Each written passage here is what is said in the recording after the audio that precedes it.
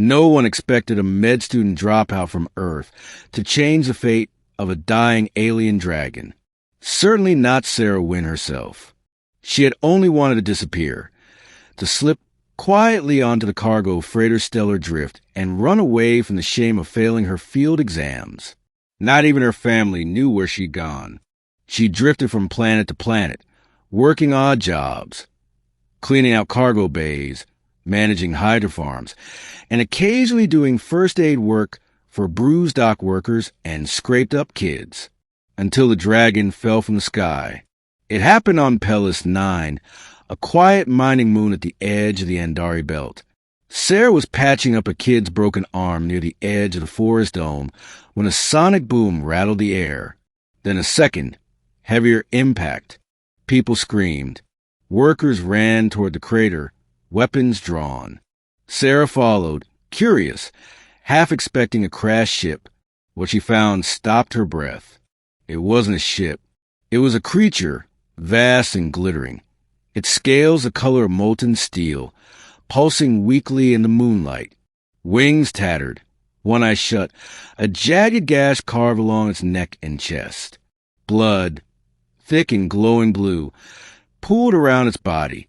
A dragon, someone gasped, an off-worlder beast. Kill it before it wakes. Wait! Sarah shouted, raising her arms. But they weren't listening. She threw herself between them and the fallen creature, shielding it with her body. It's not attacking. It's dying. Look at it. The others hesitated. Long enough. The dragon groaned, an echo in the air and in the mind. A deep, telepathic pulse of pain. Sarah didn't think.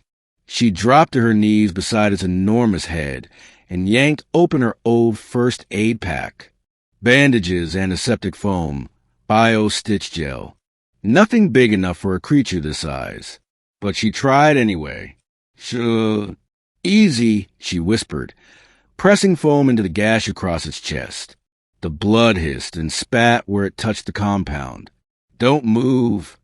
She had no idea if her medicine was compatible with alien physiology. It was a miracle the foam didn't melt the scales off. Still, she worked. She climbed its side, ignoring the heat radiating off the dragon's body. She bandaged torn membranes along its wings with patches of synth fiber meant for pressure suits. She sprayed bone-knitting gel over broken limbs. She pressed her hand to its throat when its breath faltered and murmured every word of comfort she knew, not just in English, but in the universal healing codes. And somehow, impossibly, the dragon's eyes opened, one silver, the other glowing faintly gold. It looked at her, through her. Then it spoke, not aloud, but through her mind. You know the old care, the way of warm hands. Sarah blinked, stunned. I studied first aid, and some xeno-healing. You preserved me. Its breath came easier. The bleeding slowed. The wound began to close, too fast. Something strange was happening. Sarah's first aid kit glowed faintly in her hands. So did she. The next day, the entire dome was locked down by a galactic response team. They came in cruisers bearing the sigil of Celestial Concord. Law enforcers, scientists, medics, and envoys from half a dozen species. Sarah was pulled aside, questioned for hours, scanned for contamination, and subjected to memory verification. All because she'd used a human medkit on a dragon no one thought could be healed. They called the creature a Zirkin, an ancient, intelligent race once believed extinct, capable of crossing solar systems on their own wings. No medicine worked on them. Until now. What exactly did you do? The Concord medic asked, incredulous. I just used what I had, Sarah said, stunned. Bandages. Foam. Pressure. The medic stared at her. You revived a half-dead Zirkin with a $30 first aid kit and a volunteer's training. Sarah shrugged helplessly. The dragon's name was Solithcore, and he lived. Healed completely within a week, faster than anyone expected.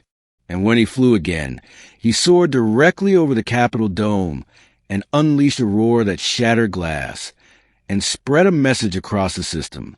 She who healed me bears the mark of mercy, the fireless flame, the touch of life. News feeds exploded. Within 48 hours, Sarah's face was on every interstellar channel. Earth Woman revives galactic ancient with primitive tools. The holy healer of Pellis 9. Zirikin declares human girl sacred. She tried to hide. She tried to explain. But it didn't matter. The dragon had chosen her. And in the Concord, when an elder being a galactic age names you touched by flame, it becomes law. Her peaceful life ended. The Concord assigned her a guardian detail, a diplomatic attaché, an interspecies interpreter.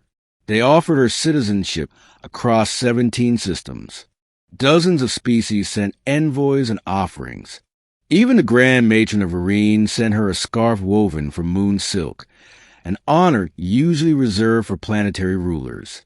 Sarah was horrified. "I'm not a goddess," she told her aide. "I'm a dropout. I barely passed medical triage." "But you did heal him," the aide said, "when hundreds of scholars failed, and he called you sacred. That alone makes you more than human now." She tried to return home. The moment she stepped foot on Earth's orbital station, pilgrims crowded the dock, bowing to her, offering children to be blessed. One man wept and kissed her boots. Sarah fled. She retreated to a quiet moon, hoping to disappear again. But Solacor found her. He landed with a gentle gust of wind and waited beside the lake until she came out. "I didn't mean to do it," she told him. "I just didn't want you to die." "Intent does not change the outcome," Solith rumbled. "You called something ancient back into motion." The old care responded. "The galaxy remembers kindness, even when the kind forget." She sat beside his great silver body and sighed. "So now I have to live up to it?" "No," he said. "You simply have to be. You did not heal to gain worship. That is why it means something." She looked at her hands. Faint light still flickered in her palms when she concentrated. Something had awakened. Something old. Not magic. Not medicine. Something between the two. Sarah never returned to obscurity. She did not become a queen or a warrior or a priestess. But she did heal. Quietly. Steadily. Planet to planet.